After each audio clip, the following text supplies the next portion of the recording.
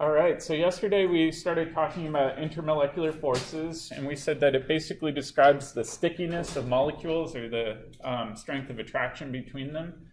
And the weakest one we covered was between two nonpolar molecules, but even if a molecule is nonpolar, you have momentary imbalances of electron density, and that results in them being able to stick to one another.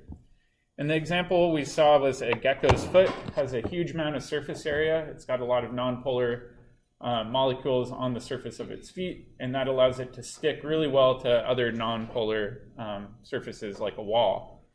All right, the next one we have to cover is called dipole dipole.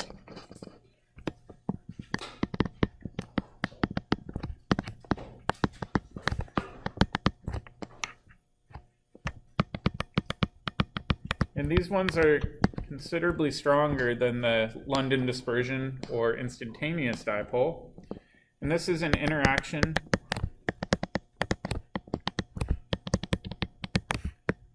between two or more molecules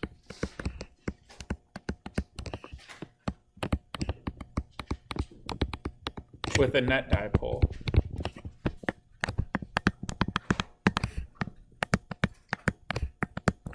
And if you remember, the big thing you have to consider when you're looking at a net dipole is the overall three-dimensional shape, right? Because depending on the shape of a molecule, sometimes individual dipoles cancel, and sometimes they don't. So let's make a note here. You need to know the shape.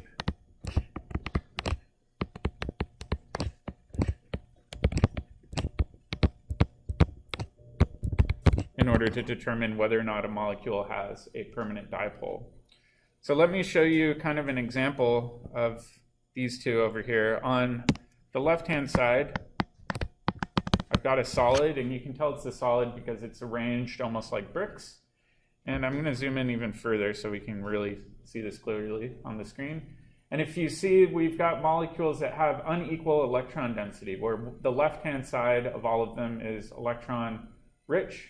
Or I should say for these ones, we've got the electron-rich portion, so it's more negative.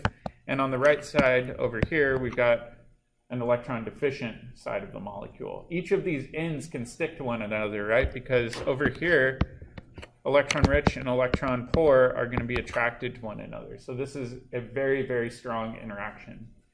This can also occur, too, with liquids. And with a liquid, you have more mobility of molecules to float around, but they still stick to one another really tightly if they've got a permanent dipole in there. Does that make sense?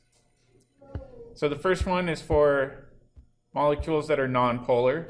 Second one is between molecules that are polar. And then we've got a special one. And I did want to cover that. Next one that we're going to cover is hydrogen bonding. And I'm going to put bonding in quotes here.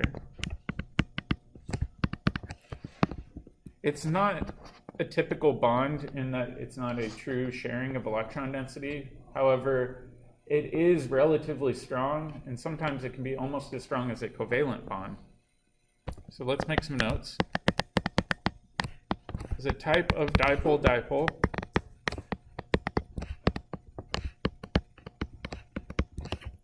that is very strong.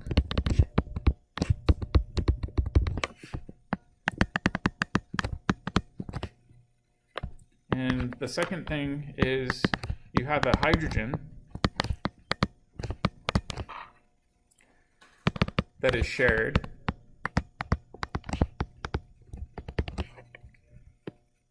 between a lone pair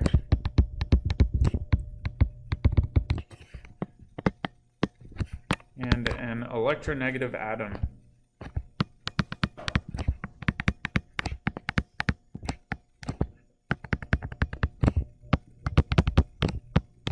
And the most electronegative atoms are fluorine, oxygen, and nitrogen. So these are typically atoms associated with a hydrogen bond. So let's take a look at some common ones here. So the first one we have is hydrogen fluoride, or hydrofluoric acid. And if you look at an individual molecule, it looks like this. Which atom is going to be more electronegative? Fluorine or the hydrogen? Fluorine, definitely. So it's going to pull all of the electron density towards that hydrogen, meaning this hydrogen right here is electron poor.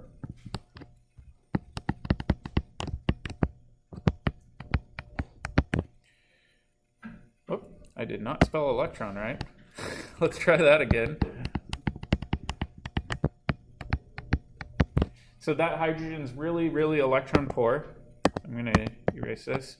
And over here, this fluorine is electron rich. Therefore, it donates a lone pair.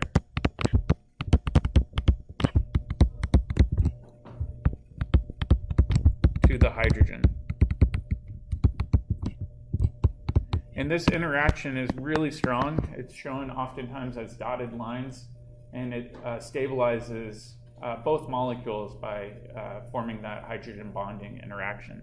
Quite often this can occur in some long chain or even multiple spots within molecules, and we'll see examples of that later. Water below is another good example where we've got an oxygen with the lone pair that's donating its lone pair to one of these electron poor hydrogens, and so that's referred to as a hydrogen bond. I'll show you a really simple trick for identifying hydrogen bonds though.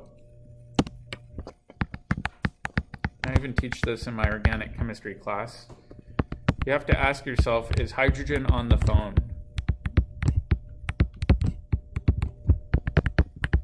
And by phone, I mean F-O-N, not your normal phone.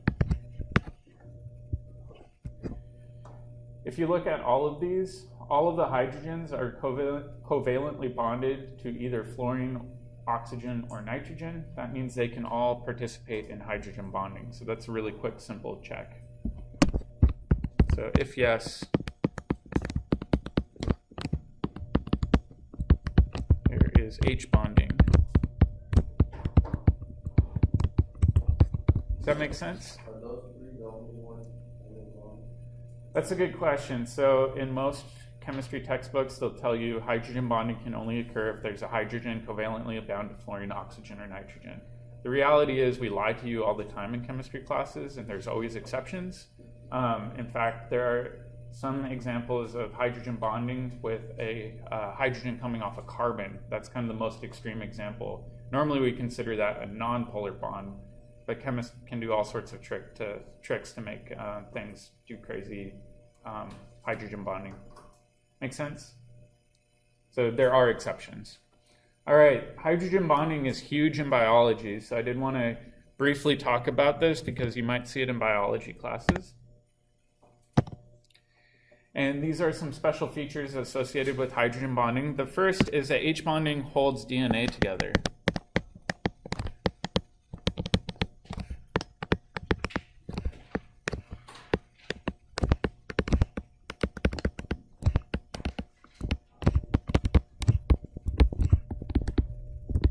And most of you are probably familiar with the structure of DNA being a double helix, right? So you have two different strands that are clinging together, and they're clinging together through this hydrogen bonding interaction. So for example, in each of these you have what are called base pairs. So for example, this is one base pair, and then this is your other base pair, and they're sticking together through a hydrogen bonding network. So over here, we've got a hydrogen that's covalently bound to nitrogen. That can H bond to a lone pair. Over here, another one. Over here, another one. And what they're looking for is to find a lone pair that they can kind of share electron density with. So we get a hydrogen bond there, there, and there, clinging these two strands together. And it's really important that we have these interactions, otherwise all of our DNA would denature, we wouldn't be able to regulate it very well, and we'd have all sorts of problems. So H bonding holds base pairs together.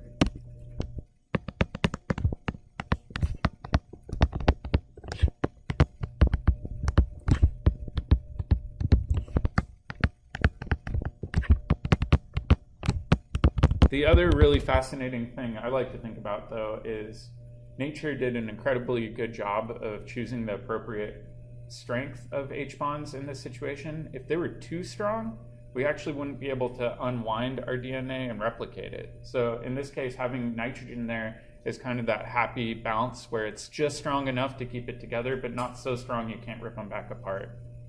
So it's very important in biology. All right, the next one is that H bonding is also involved in proteins.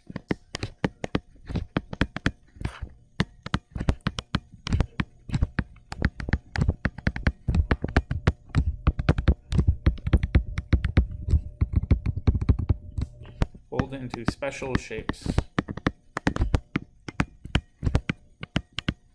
or structures. How many of you have taken biology here, high school or college? Does anybody remember the special type of structures that they fold into? Had some weird names. So one of them was called alpha helices.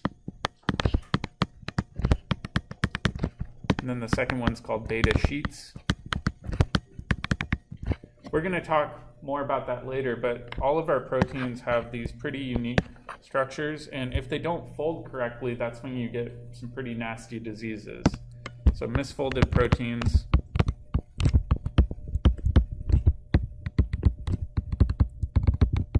equals trouble. And there are some genetic diseases where maybe one of your amino acids in a protein got swapped out for a different one, causes all sorts of different H bonding features, and that leads to a bunch of potential diseases. All right, so that's another bio one. The next one I was going to show you, it just involves environmental chemistry and is pretty important for life too. H bonding results in ice being less dense than water.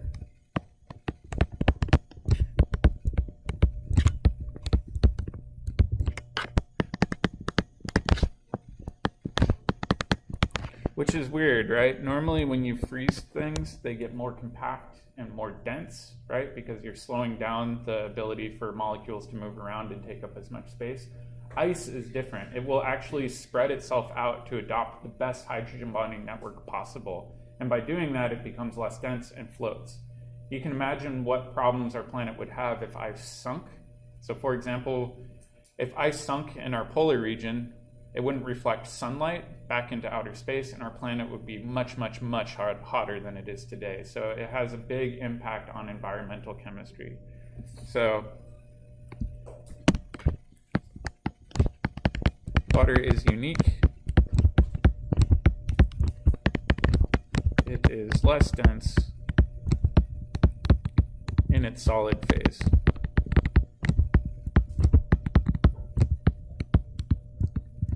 The other unique thing about ice too that I didn't really appreciate until I took more bio classes is the fact that it floats is really important for ocean currents, because cold water sinks, right? So you have this convection of cold water that melts, goes down to the bottom of the ocean, and then goes back up. And that's what results in a lot of our current systems in our oceans, is the fact that ice floats. All right, the next one you've actually seen already. Does anybody remember what we call this curve of water when it's going up a tube? Meniscus, exactly. And the meniscus is due to something called capillary action. So capillary action is due to H bonding.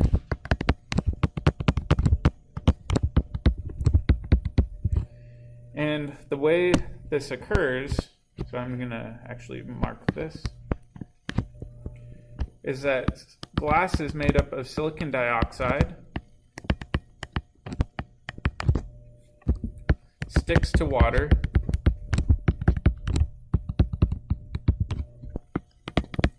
and pulls it up. You can take other examples. So the compound on the right is mercury. Mercury is really nonpolar compared to water and is hydrophobic. It doesn't want to stick to that glass, so it actually curves down and you get an upside down meniscus. So we typically observe that kind of smiling face meniscus simply due to the H bonding with glass. This is really important for plants too. You can imagine if you're a plant, you don't actually have a pump that's able to pull water out of the ground. Instead, you're relying 100% on capillary action. So you're hydrogen bonding to that water and slowly pulling it up through the roots into your leaves and trunk. So it's a very important feature. All right, the last one is my PhD research.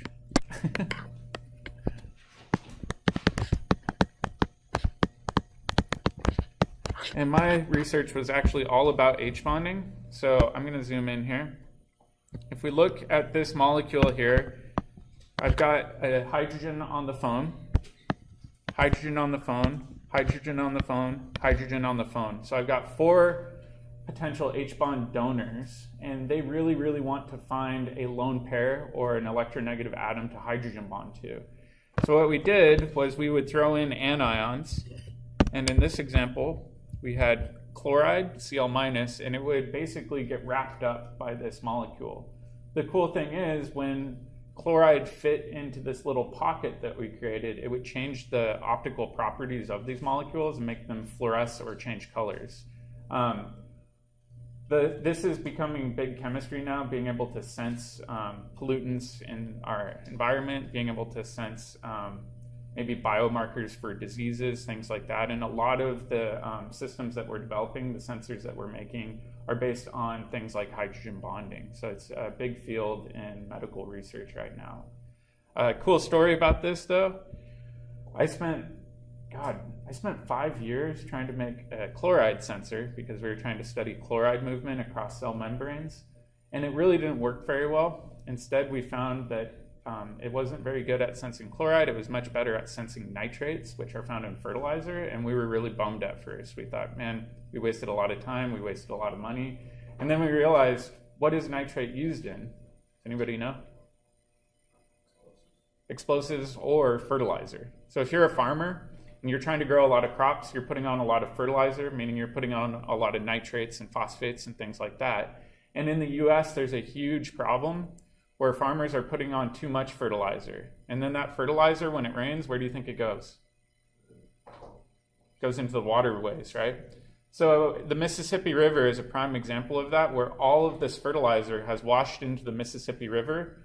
The Mississippi River goes all the way down to the Gulf of Mexico. All this fertilizer ends up in the Gulf of Mexico. The algae says, Yahoo, I've got plenty of food now. The algae takes off. You get these giant algae blooms. Then the algae dies, sinks to the bottom of the ocean. Bacteria decomposes that algae and sucks all of the oxygen out of the water. So in the Gulf of Mexico, there's a big dead zone due to this fertilizer runoff, and it's a huge deal. So what we ended up doing was my friend who I worked on this with spun this off into a different product where he was sensing fertilizer and actually made it into his own company. So the reason I like sharing this is quite often science, you have no idea where it's going to take you. You feel like one day you're a failure, and then the next day you're starting your own company. So you never know. It's a cool thing, though, and it really just boils down to hydrogen bonding. What's that company called? It's called SupraSensor, although they just got acquired a few years ago by Monsanto, if you're familiar with Monsanto. All right, so let's take a look at the relative strength of these.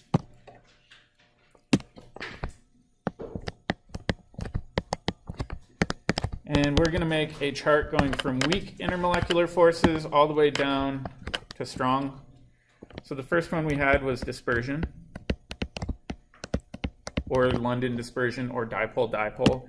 And we said that's where you have a molecule where you have a momentary imbalance of electron density. So for example, this would be one molecule. And if you've got another molecule nearby that also has a momentary imbalance of electron density, you get this interaction. So this is an attraction between nonpolar molecules. That looks like an H.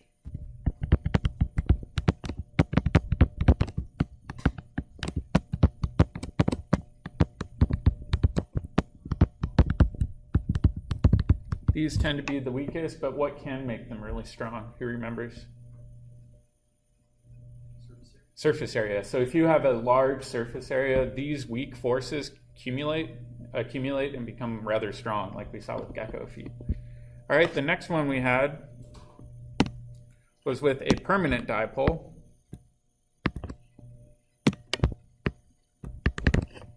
it looks pretty similar, but this time there's an overall net dipole going this direction. It's not a momentary dipole. So if you've got another molecule around that also has a permanent net dipole, whoops, my delta symbols are a little sloppy today. You have both of these lined up with net permanent dipoles, and you get this stronger interaction. So this is an attraction between two polar molecules.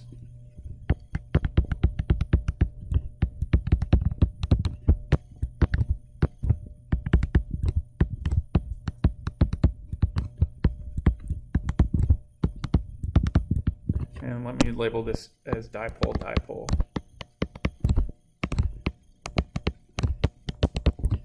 All right, and then we had the special case of dipole dipole called hydrogen bonding.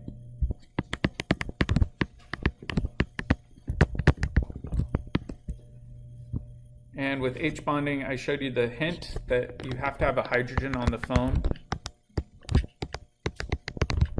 And the classic example of H bonding is water, where we've got a hydrogen covalently bonded to an oxygen. It's really electronegative. And so you get this interaction. So let's make a note here.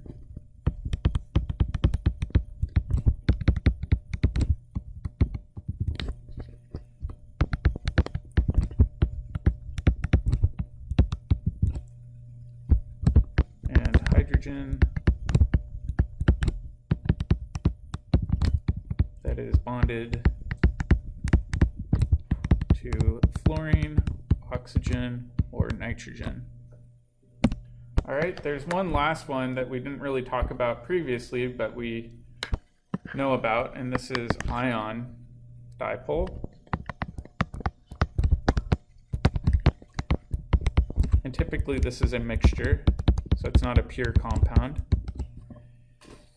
And with an ion dipole, what's occurring is you have obviously some sort of ion. So let's say we've got a cation like this, and then you've got, let's say, water molecules floating around it. The oxygen is going to be really attracted to that cation because the oxygen has lone pairs and is electron rich.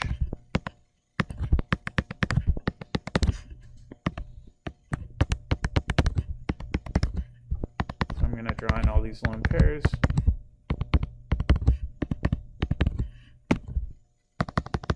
So the oxygen heads like to kind of surround these cations. What do you think would happen if we had an anion?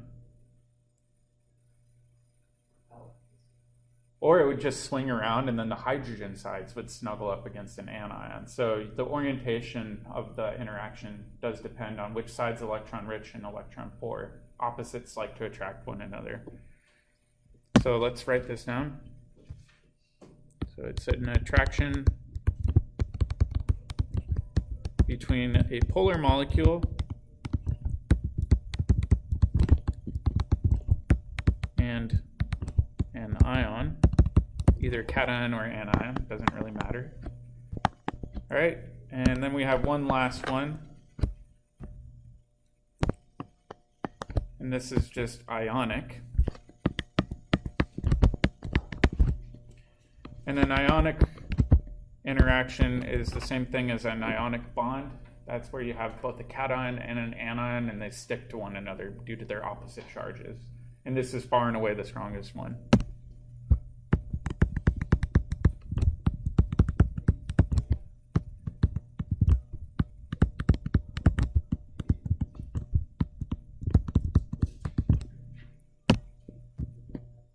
So this would be the strongest.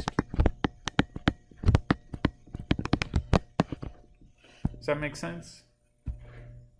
And if you remember, going way, way back, I said that as intermolecular forces increase, we have an increase in boiling point, right?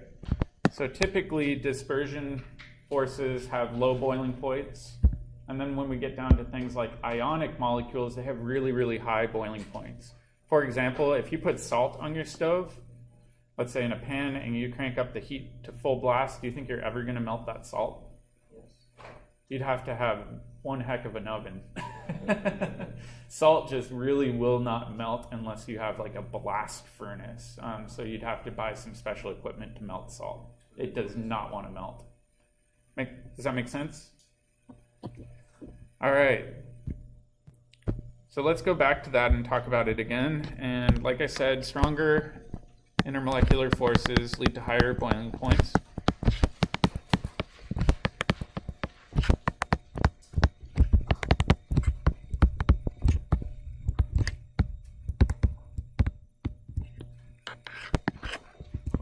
And so what I've got for you guys is a small activity. And what I want you to do is to first identify the intermolecular forces on the worksheet. It's on the back page. And then for the bottom one, I've got an example of a set of compounds. I want you to draw the Lewis structure for each and then determine which one has the higher boiling point. So I'll give you some time to work on that, and then we'll come back and check. You're stuck on this. Not quite sure where to begin. Two people? All right, let's do a couple as a class. Thank you. All right. You guys are welcome to throw up a hand and tell me when stuff doesn't make sense. All right, so the first one, I always like to stop and ask myself, is this compound ionic or covalent, and how can we tell? So for number one, it's got to be covalent, right? First of all, it doesn't have any metals. That's one big clue. And then the second thing you can check for is there aren't any polyatomic ions in there, right? So what we can do is quickly say this is covalent. And after we determine that it's covalent, then what I like to do is to draw the Lewis structure. So we can draw the Lewis structure and say, all right, Lewis structure for this, it's got to look like this. Makes sense? Do you think this is polar or nonpolar, and why? It's polar because of the oxygen, right? There's no symmetry in this, so it's pulling, for example, from this direction and from this direction. And in reality, this should be bent for its three-dimensional shape around that oxygen, right? So this must be polar. All right. Now the next question is this dipole-dipole or H bonding?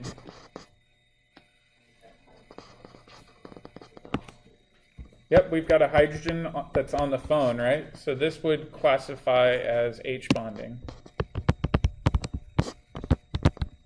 That is the strongest intermolecular force for methanol, the compound shown. Does that make sense? Yep. So if it were to bond another molecule, Yeah, so that's a great question. Let's imagine what this hydrogen bonding network might look like. So I'm going to draw a few of these molecules, and this time I'm going to keep it in that bent conformation.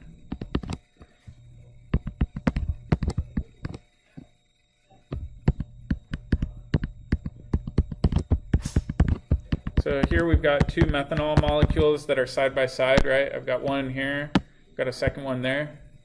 And we can show this lone pair snuggling up to that hydrogen. This would be the H bond. Does that make sense? We've got a lone pair that's attracted to a hydrogen that's on the phone, so to speak. Yep. would the other oxygen attach with the other hydrogen as well? It depends. Usually it'll try to form some three-dimensional network of hydrogen bonding. As far as I'm concerned for this course, let's just focus on drawing one because it's hard to predict the network that will form. It's very hard to think in three-dimensional space like that. All right, so let's try the next one now. For the next one, we've got NaHCO3. What would this be called, first of all?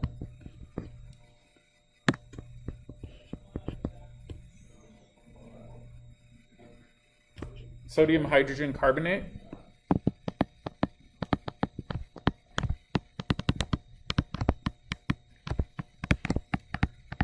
Or bicarbonate. Makes sense. All right, and is this ionic or covalent?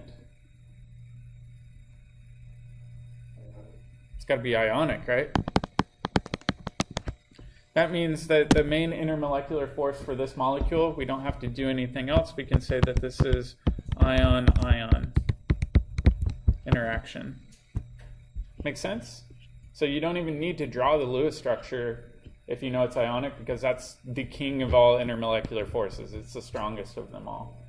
All right, so I'll give you guys the next few minutes to work through the remaining ones, though. How would you figure out if it was ionic? That's only for mixtures, so you're not going to see it on this sheet. Good question, though. We'll come back to that when we talk about solutions again.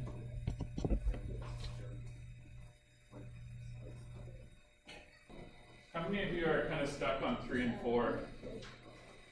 2 people? All right, this is good review. So let's try 3 and 4 in as a class. Both of these are covalent. And we know that because there's no metals and there's no polyatomic ions, right? All right, so what we're going to do for each of them is try to draw the Lewis structure. So we'll do BH3 first. So we'll do boron. And boron has how many valence electrons? 3, right? So I'd say 1, 2, 3. We have 3 hydrogens. Each of them has 1 valence electron. So we can stagger these up and say, oh, we compare those, and those. All right, what we should do is draw this according to Vesper theory. So what shape should this adopt? Not quite. Trigonal planar, exactly. So I'm going to redraw this as trigonal planar.